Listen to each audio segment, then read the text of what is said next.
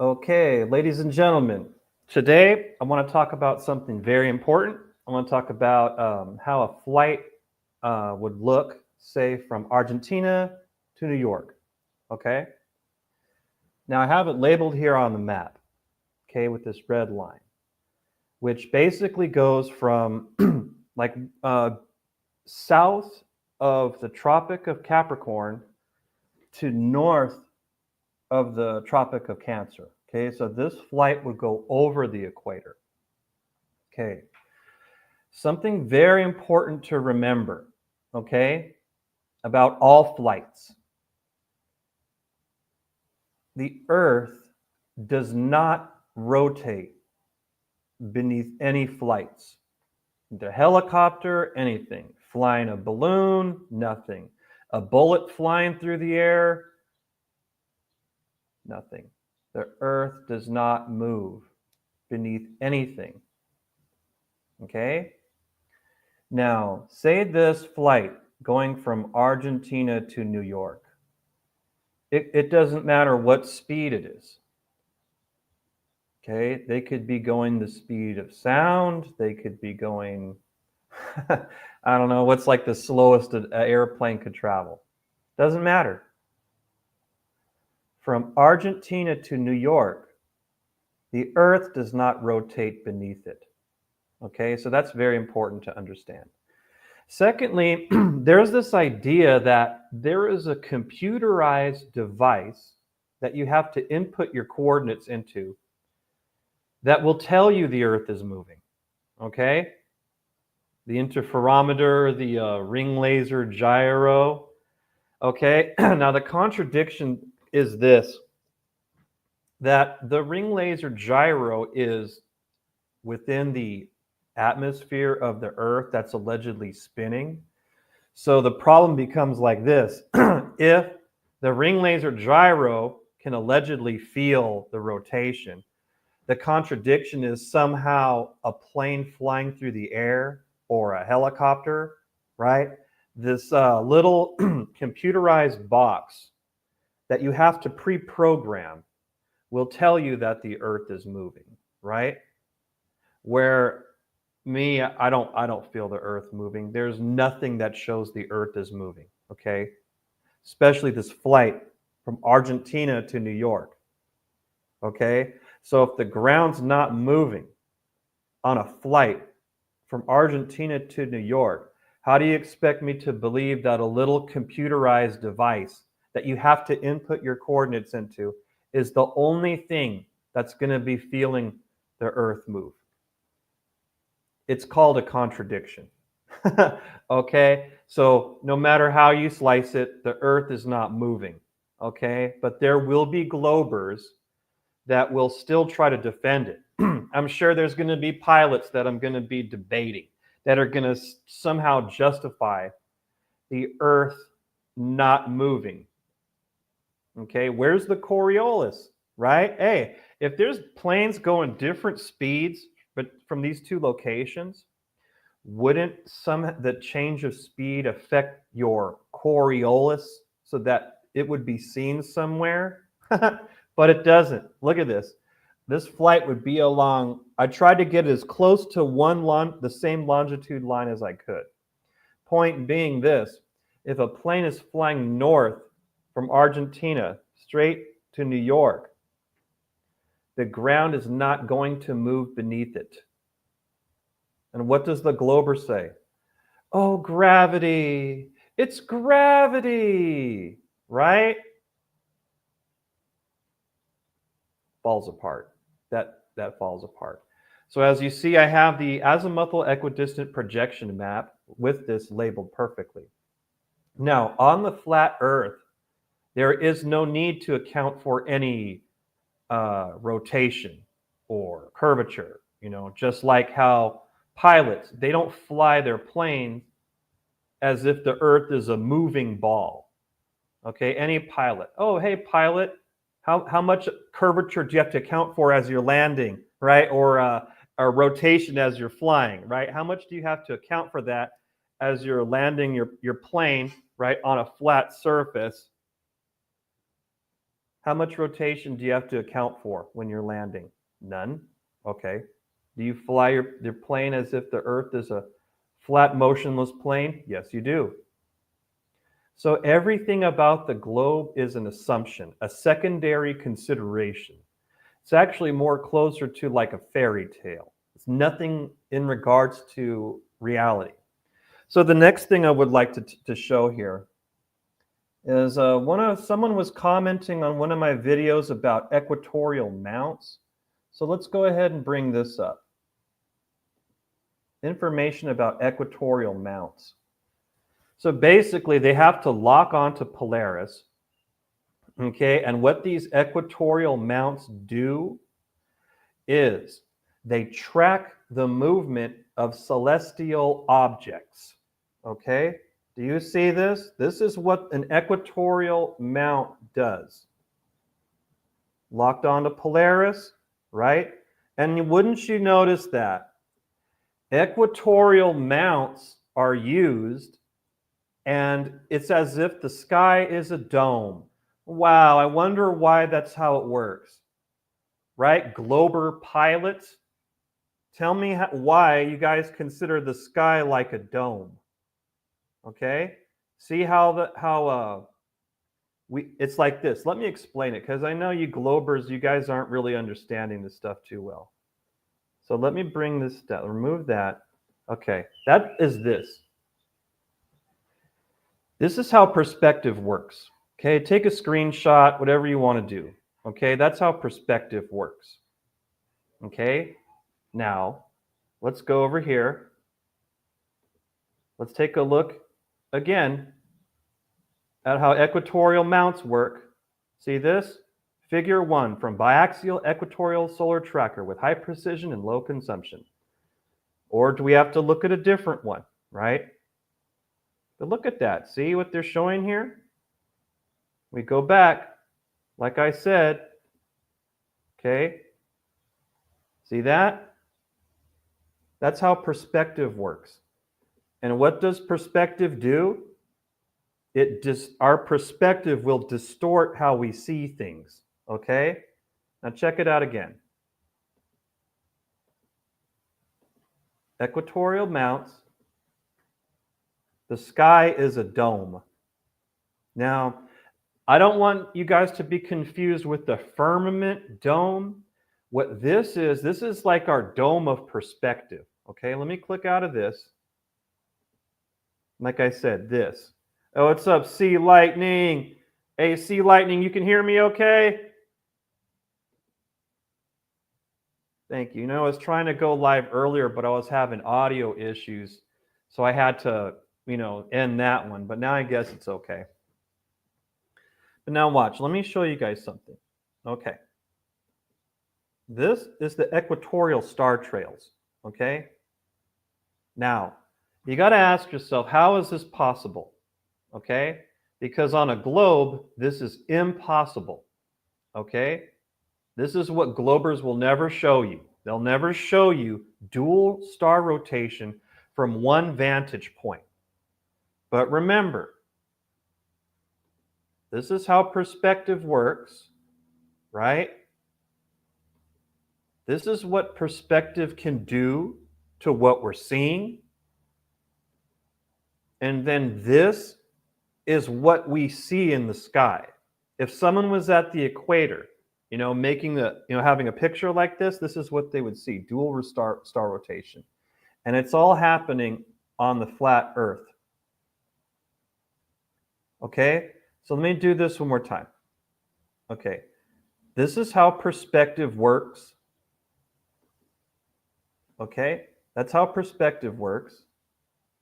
Equatorial mounts are proof of how perspective works, as you see. You could take a screenshot and look into it yourself. See that? So equatorial mounts and their use and application prove that the sky is like a dome, or at least how we perceive the sky, right? Because remember, this is how we perceive reality. Oh, what's up, Fake Flip? Hello there, audio okay now. Thanks, man. But once again, like I said, this is how perspective works. Okay? This is what our perspective will do. It will warp what we see. Okay? Causing this sort of phenomenon, dual star rotation at the equator, to happen on this. Okay, so yeah, hey, fake flip, if you're just tuning in, I was talking about, here, let me bring up my picture up here. Yeah, I was just talking about how on a flight from Argentina to New York, the Earth does not move underneath a plane or anything. Globers do not believe in perspective. Oh, yeah, let me bring up this. Yeah, I like your comment. Globers do not believe in perspective. It does not exist for them. Correct. Or I think they're confused by it. Okay, I really do think they're confused by it. Because, yeah, I'm talking with a Glober pilot, and his proof is equatorial mounts that the Earth is a globe. Okay? And once I looked into it, I looked at how equatorial mounts work, and this is how they use equatorial mounts. They treat the sky like a dome, which matches this, which is how perspective works, which is what I've been talking about for the longest time, right? And our perspective will warp what we see, okay? Our own perspective, how our own perspective works, normal perspective will cause distortion, as such as we see here with the equatorial star trails, right? This is dual star rotation above an observer. And it's all happening here on the flat Earth, the azimuthal equidistant projection. So now what I want to talk about, since I got a Glober pilot, commenting, trying to get me to debate him. It's like, of course, but there's a process to these things, But yeah, I'm going to talk about a flight from Argentina to New York.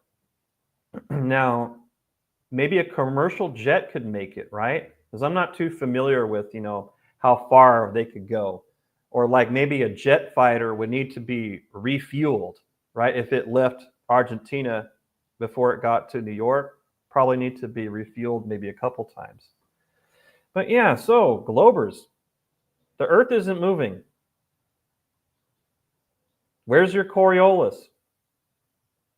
Right? Because what this would be, if someone's at about 45 degrees south, how fast would the Earth allegedly be rotating? And then as it continues to go north at the equator, how fast should it be going?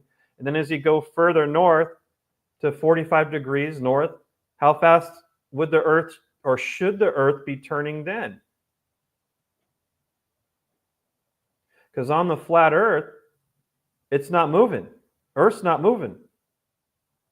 Okay? So that's easy. There's no mathematics required for that. As if the Earth's speed is zero. Hey, zero is zero. Okay? Well, I know Globers, what's your mathematics? What's your numbers? What's your values? What's your what's the taxonomification or whatever, It's like, I'm sorry. The Earth is not moving. And the proof is here. I mean, I'm sure these flights probably exist. I don't know every flight route that has ever existed. But yeah, I mean, whatever plane you would want, any speed plane you want, it would probably need to be refueled, right? But even the Glober, they have to admit the Earth is not moving. Or to them, under their model, they have to, how can I even say it? The listener probably already knows what I'm saying.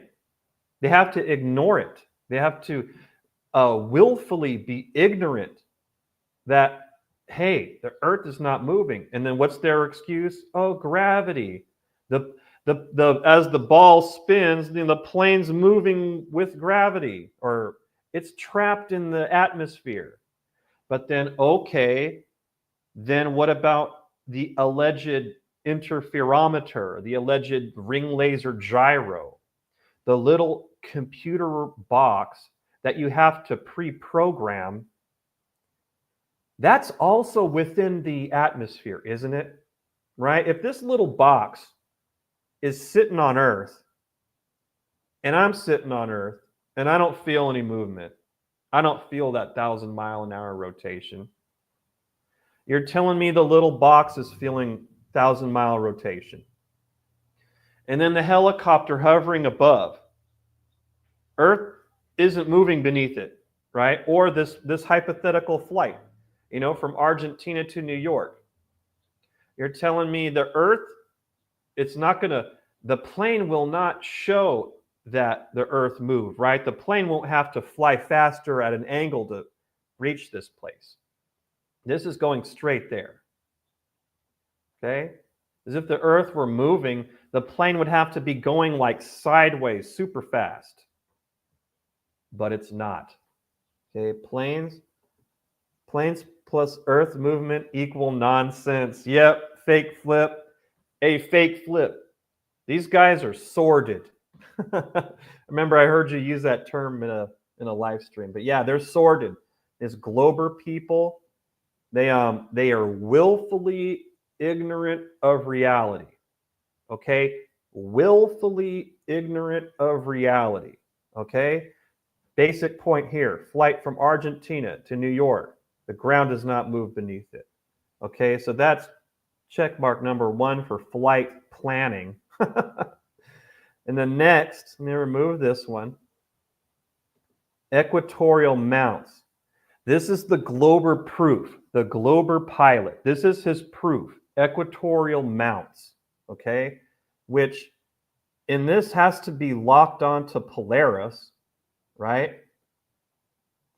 Okay, which is another proof. I'm sorry to have to burst your bubble, Globers, but if Polaris is always in the same spot, that also means the Earth is not going around the sun and the Earth is not tilting. Okay, that's another point. So let me kind of get rid of some of these here because I don't want to keep showing them. But yeah, you guys get the point. Remove from studio. Give me just a moment here. Try to find something I was making.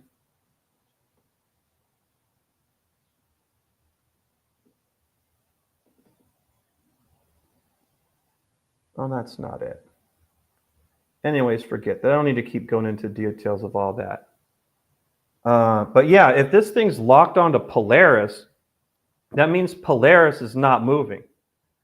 Oh, it's sorted as someone reading kids' storybooks to Glober. Yeah, exactly.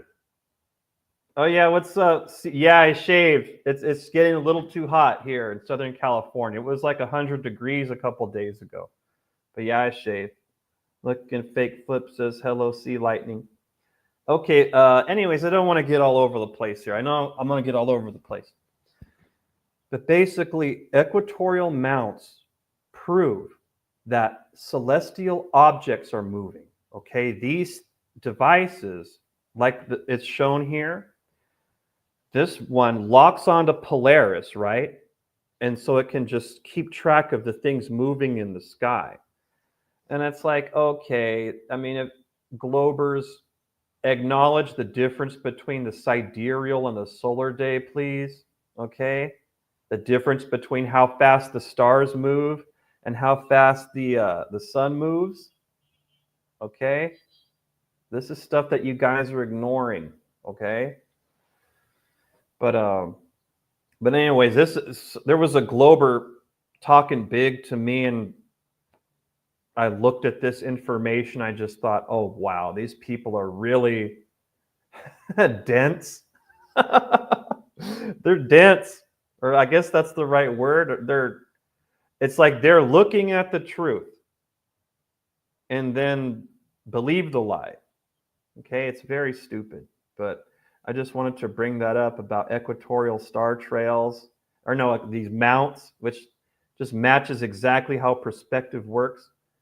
And that's it. Anyways, I'm almost at 20 minutes, guys. Thank you for watching. And I just wanted to once again say the earth is not moving. Okay? Now, for me, it wasn't so much the flatness of the earth, because, I mean, honestly, we can't see forever. Sometimes where I am, I can barely even see like 10 miles away. Sometimes I could see, whoa, like 30 plus, you know? But for me, it was that the earth was not moving. Like how the Bible says, the earth is still, it's motionless, it won't be moved. That's the point here that I'm sharing with this Glober pilot guy, that I don't even want to say his name. You guys probably know who he is, the Glober pilot guy. But he's challenging me to a debate, so I just want to kind of understand what he's talking about, and then just like, okay, this dude's just talking about the same old stuff that we've been fed since we were little kids. Like they're communicating at like a grade school level. That's why they're not flat earthers, because their mind is trapped as like a little kid in school looking at a globe. That's where their mind is, not realizing the earth doesn't move. Okay, like this flight from Argentina to New York, whichever kind of plane you want. Like I said, a jet fighter would probably have to be refueled, maybe like, I don't know, a few times, or maybe like a commercial jetliner, right? Like that, they may be able to make it. I'm not sure. But the point being, the earth is not moving under a plane or a helicopter. Okay, let me see what you guys are saying here. See lightning. If the earth tilts on its axis, Polaris can never be in the same stationary spot in the sky. Yes, that's true. And you know what? I'm trying to find a picture that I made of it. I'll bring it up if I could find it. But it's like a picture that I made. Let me see it. And if I could find it, I'll bring it up. No, that's not it. One more time. Let me try to find it, because I did an image of Polaris under the heliocentric model showing that it doesn't work. So let me just try to get it here. No, once again, that is not it. One moment, please, while I bring it up. Talk amongst yourselves for a moment while I try to find this. Probably should have had it, but I didn't know I was going to bring it up.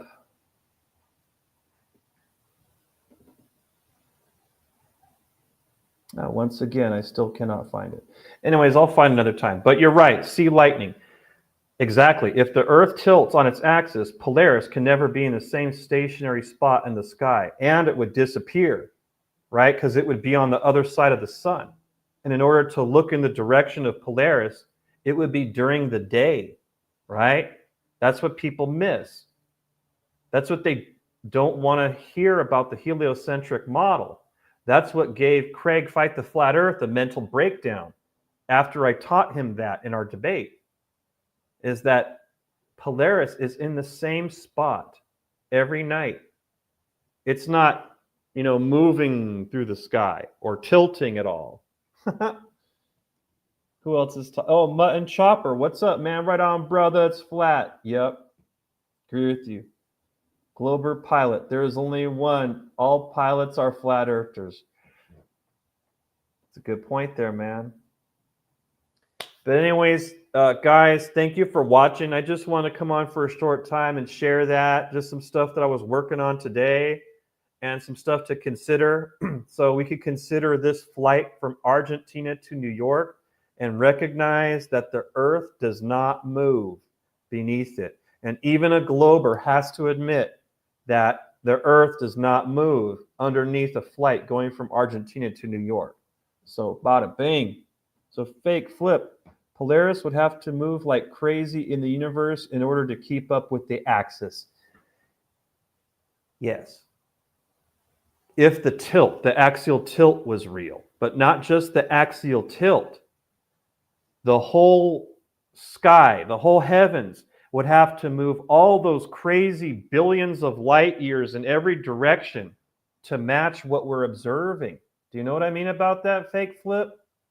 The whole sky would have to move in order so that every night Polaris would be visible. And that's crazy. You know what I mean? So I'll tell you what, next time I'll try to bring up that picture, because I took a lot of time making a picture. Just, oh, right here, right here, right here. Okay, I got it. Found it. Okay, check this out. Check this out. Fake flip. See this? Tell me if you guys get it. Let me make it big here. As you see, I have the sun in the center. Okay, and I have two Earths, two ball Earths, right? The green and blue balls, space balls. Okay, but yeah, see the sun in the middle, two ball Earths. The red line represents Earth tilting towards Polaris. You know, at the 23.4 degree tilt, you know, the satanic 666, you know, Earth tilt. On the left side, we have it tilting to Polaris at night, which is what we see every night. But as you see, 6 months later, the Earth tilting towards Polaris is during the day. Okay, guys, can you see that? Let's see, fake flip. Yeah, the whole sky would have to move like crazy to satisfy this insanity. Well said. And I'll leave that comment up for another moment, and I'll read it again. Fake flip says, yeah, the whole sky would have to move like crazy to satisfy this insanity. I agree with you, brother.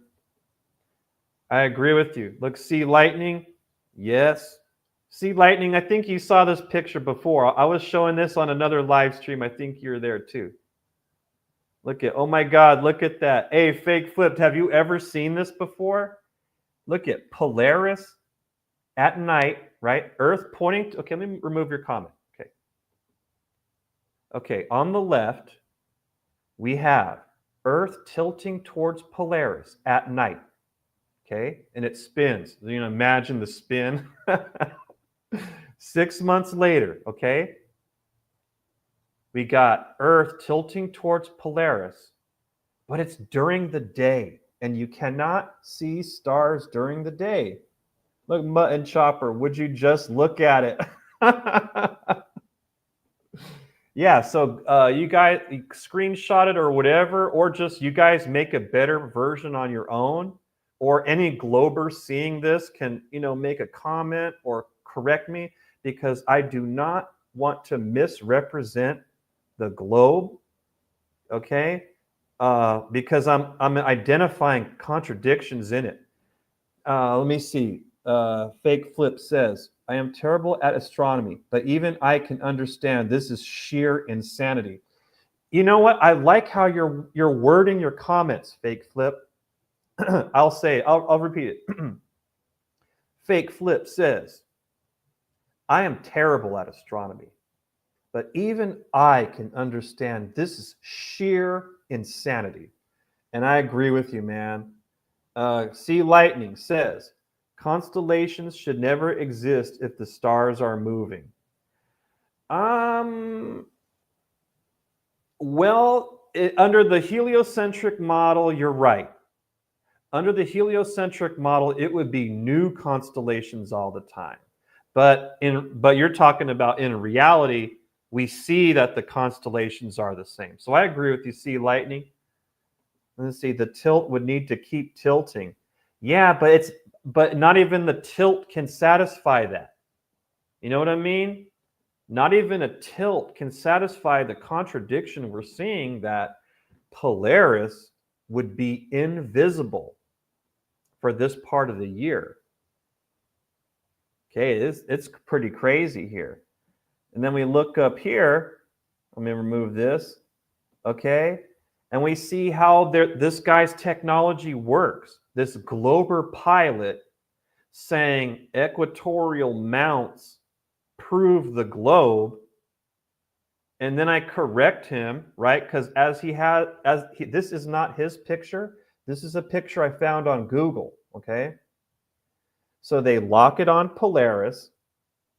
Oh, and I wonder why they have to lock it on Polaris. Probably because Polaris doesn't move. And then I'll throw this in their face. Boom. When I do my next debate, I'm going to show this because it's like I need to put this in like a visual form for people to see. This is not what I believe, okay? This globe insanity, this is not what I believe, okay? I believe more like this, that the Earth is situated like that, like the azimuthal equidistant projection, and that it's not moving. Let me see what you say. Oh, Fake Flip says, there's also the problem of sunlight in this madness. Holy moly guacamole. That's funny, dude. Yes, the sunlight. Yes. As the sun goes closer to the Tropic of Cancer, yeah, the sunlight covers the North Pole. And then as it goes away, it takes the light with it. And then when it takes the light with it, it kind of bends, like the light kind of wraps around the, not around it, but it's just like extra daylight almost. But that's just how God made the system to be. And you guys choose for yourself. Look at this model, azimuthal equidistant projection. Flat Earth. Earth is not moving, right? Earth is not moving, and the stars are all above, right? They're all spinning. Let me try to find it here. I know I can find this one good. Right? So it's like this is happening, right? The stars all turning around Polaris. This is happening on this. Okay, see it again? Wheel in the sky keeps on turning. Don't know where I'll be tomorrow. It's happening on this. Okay? The stars in the north never go in the south. The stars in the south never go in the north because the earth is not tilting. See that? This is not happening on this. Let me see. What do you say here? Sea lightning, yin yang. Yeah.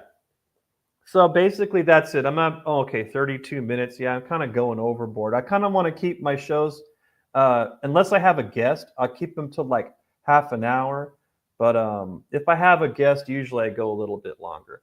But anyways, guys, I just want to show you that this heliocentric model is, like Fake Flip says, sheer insanity. Okay, let me bring up my picture. Okay, see, this is not the correct model of reality. This space ball reality, this is correct. Flat earth, flat water, ice wall, firmament above, heaven beyond that. God is above us. It's really beautiful. But anyways, guys, that's it. Thank you very much for watching, and I appreciate each of you watching, and I hope each of you have a great day. Ladies and gentlemen, I say God bless you, and that's it. I'll see you guys later, okay? All right, that's it. Bye.